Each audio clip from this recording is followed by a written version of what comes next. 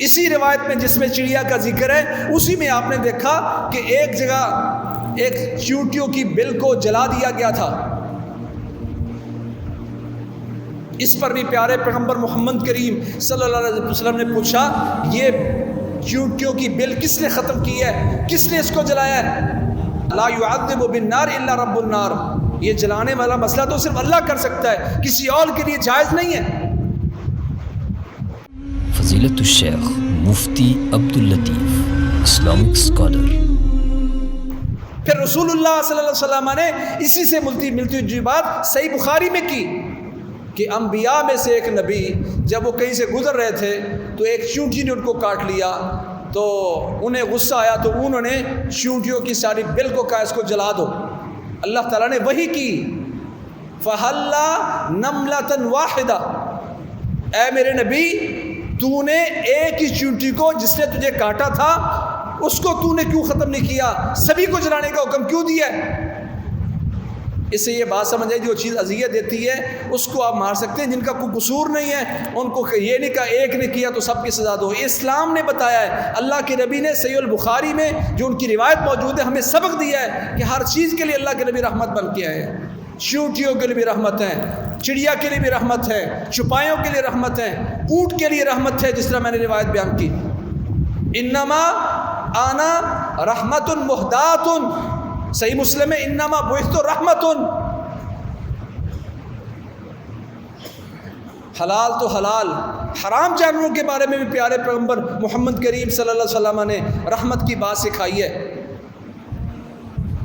کہا میں نے جہنم میں اس عورت کو جلتے ہوئے دیکھا اور جلنے کے ساتھ ساتھ ایک عذاب اور تھا کہ ایک بلی اس پر مسلط کر دی گئی ہے جو ناخنوں کے ساتھ اس کے چہرے کو نوچ رہی ہے. میں نے پوچھا اس عورت کو یہ عذاب کیوں ہو رہا ہے؟ کہا اس عورت نے اس بلی کو باندھے رکھا, کبوتر کھا جاتی ہے جی, فلاں نقصان کر جاتی ہے, اس میں کوئی شک نہیں ہے, اس میں بھی مسئلہ سمجھ لیں. اللہ تعالیٰ نے ہر چیز انسان کے فائدے کے لیے پیدا کی ہے. جو چیز انسان کو نقصان دیتی ہے, انسان بھی انسان کو قتل کرتا ہے تو اسلام نے کہا اب اس کی جان بھی محفوظ نہیں ہے, قتل کے بدلے قصاص سے اس کو بھی قتل کیا جائے گا. کوئی چیز نقصان دیتی ہے تو جس طرح پیچھے روایت گزری کہ اسی ایک چونٹی کو کیوں تو نے قتل نہیں کیا ہے میرے نبی, اس سے بھی سمجھ آتا ہے جو چیز نقصان دہ ہو جاتی ہے اس کو مارنا جائز ہے. لیکن کہا وَإِذَا قَتَلْتُمْ فَأَحْسِنُوا الْقِتْلَةَ, کہ جب کسی چیز کو مارنا پڑے تو پھر اچھے انداز سے.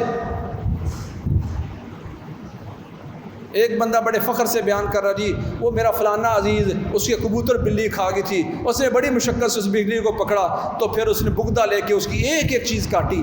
یہ اسلام ہے.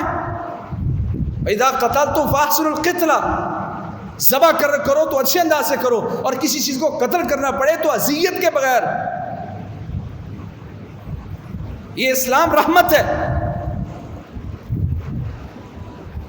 کا بلی کو باندھے رکھا, نہ کھلایا نہ پلایا, اللہ نے اس بلی کی وجہ سے اس عورت کو جہنم میں جلایا ہے اور اس بلی کو اس پر مسلط کر دیا گیا ہے. اللہ کے نبی دونوں جہانوں کے لیے رحمت بن کے آئے ہیں, حلال تو حلال, حرام جانوروں کے لیے.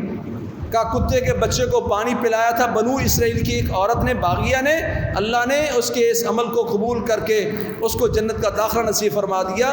یہ دلیل اس بات کی کہ ہر چیز پر رحمت کرو گے تو یہ اسلام رحمت کا دین ہے. اللہ کے نبی رحمت بنا کے بھیجے گئے. ربیع الاول میں بہت ساری باتیں ہم کریں گے اور یہ آیت پڑھیں گے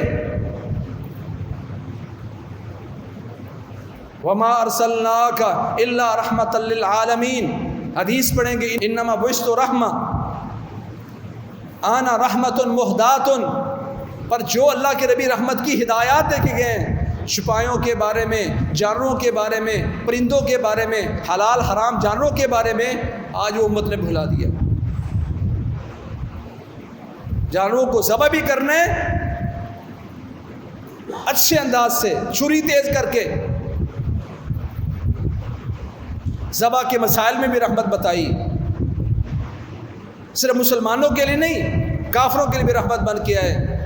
اس پر ہم انشاءاللہ بات کریں گے کہ اس آیت کا مفہوم کیا ہے, مطلب کیا ہے. اور اللہ کے نبی جو فرماتے ہیں انما آنا رحمت مہدات, میں تو ایسی رحمت ہوں جو اللہ نے ہدیے کے طور پر تمہیں دی ہے. اب اللہ کے نبی ان کا وصف، ان کی سیرت، ان کے احکامات سبھی لوگوں کے لیے، سارے جہانوں کے لیے رحمت ہے۔ ہم کس قدر اس کو رحمت سمجھتے ہیں؟